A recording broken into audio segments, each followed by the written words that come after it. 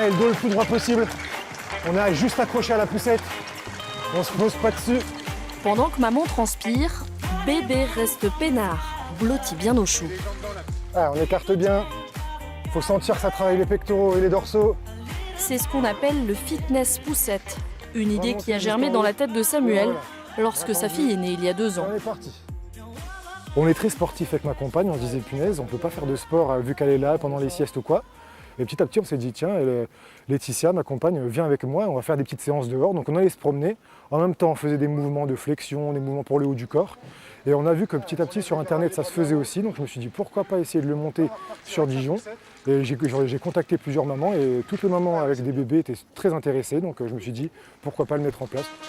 Marcher rapidement ou courir en promenant son enfant, une pratique qui nous vient des États-Unis où elle est apparue il y a quelques années. Un phénomène qui débarque en France, à Paris, Marseille, Lyon et depuis peu à Dijon.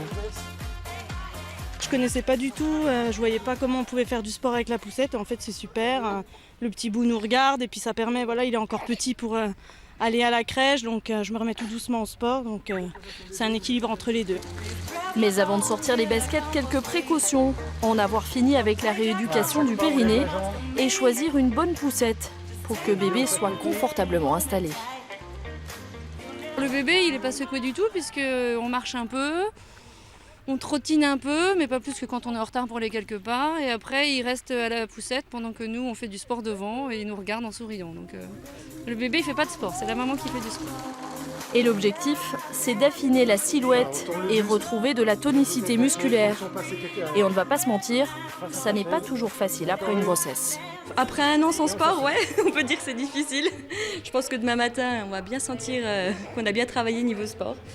Mais c'était super sympa, je reviendrai.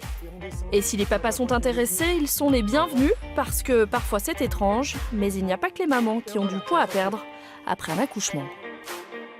Et on va essayer de retenir en poussant les mains. D'accord ? Les cuisses doivent se resserrer.